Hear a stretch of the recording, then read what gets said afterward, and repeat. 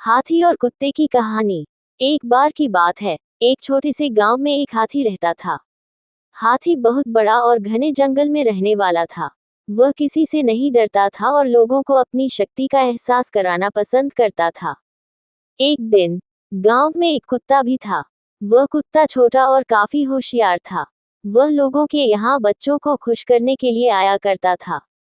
हाथी और कुत्ता एक दूसरे को पहले नहीं जानते थे, लेकिन एक दिन मिल गए। वे दोस्ती करने लगे और अच्छी तरह से बातचीत करने लगे। हाथी ने कहा, मुझे बहुत खुशी हुई कि मैं तुम्हें मिला। मैं शायद दुनिया का सबसे बड़ा और ताकतवर जानवर हूँ। कुत्ता समझता था कि हाथी थोड़ा बड़ा और घमंडी है, इसलिए उसने कहा, हाथी, मुझे मालूम है कि तुम बहुत बड़े हो, लेकिन फिर भी इंसान तुम्हें धकेलकर मार सकता है। और मुझे तो बहुत छोटा और दुर्बल होने की वजह से सब कुछ बचाना होता है।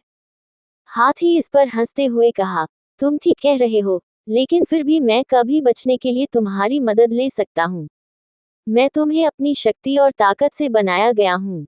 कुत्ता गंभीर रूप से बोला, मैं जानता हूँ कि तुम कितने शक्तिशाली हो, लेकिन प्रेम और सहायता देने की क्षमता मेरे पास है।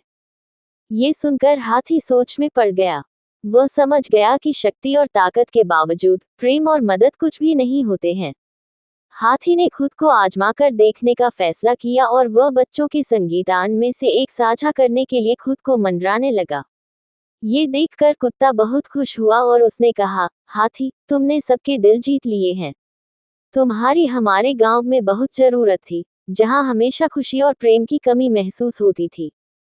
हाथी बहुत खुश हो गया क्योंकि उसने समझ लिया था कि हाथी और कुत्ता एक ही गुण रखते हैं, प्रेम और सहायता देने की क्षमता।